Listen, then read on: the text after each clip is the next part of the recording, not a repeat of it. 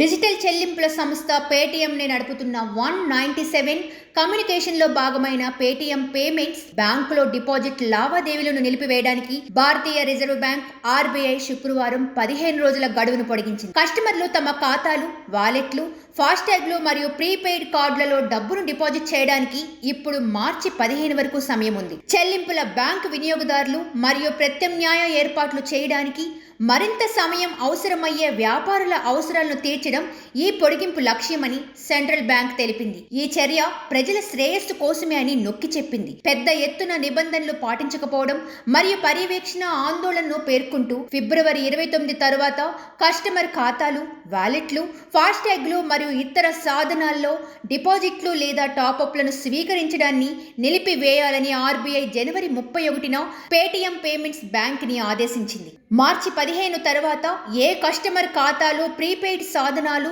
వాలెట్లు, ఫాస్టాగ్లు, national common mobility కార్డులు మొదలైన వాటిలో తదుపరి డిపాజిట్లు లేదా క్రెడిట్ లావాదేవీలు లేదా టాపప్లు అనుమతించబడవు.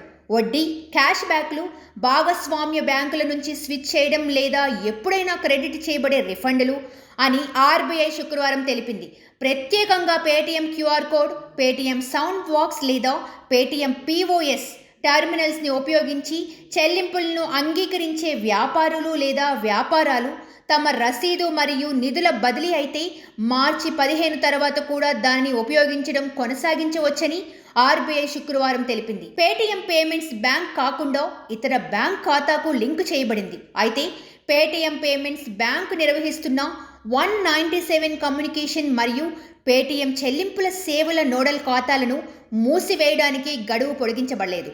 197 కమ్యూనికేషన్ లిమిటెడ్ 31 మార్చ్ 2023 నాటికి పేటీఎం పేమెంట్స్ బ్యాంకులో 49% వాటాను కలిగి ఉంది. పేటీఎం చెల్లింపుల సేవలు దాని అనుబంధ సంస్థ. నోడల్ ఖాతాలు కస్టమర్లు, వ్యాపారులు మరియు చెల్లింపు అగ్రిగేటర్లు మరియు గేట్వేలు వంటి ఆర్థిక సంస్థల మధ్యవర్తిగా పనిచేస్తాయి. వాటిని వ్యాపారాలతో పరిష్కరించే ముందు కస్టమర్ చెల్లింపులను కలిగి ఉంటాయి. తమ ఖాతాల నుంచి బ్యాలెన్స్లను ఉపసంహరించుకోవాలని లేదా వినియోగించుకోవాలని చూస్తున్న కస్టమర్లపై ఎలాంటి పరిమితులు లేవని ఆర్బీఐ పునరుద్ఘాటించింది. బ్యాంకు వారి అందుబాటులో ఉన్న బ్యాలెన్స్ వరకు విత్డ్రాల్ను అన్ని ఖాతాలు మరియు వాలెట్ల నుంచి సులభతరం చేయాలని కూడా నిర్దేశించబడింది.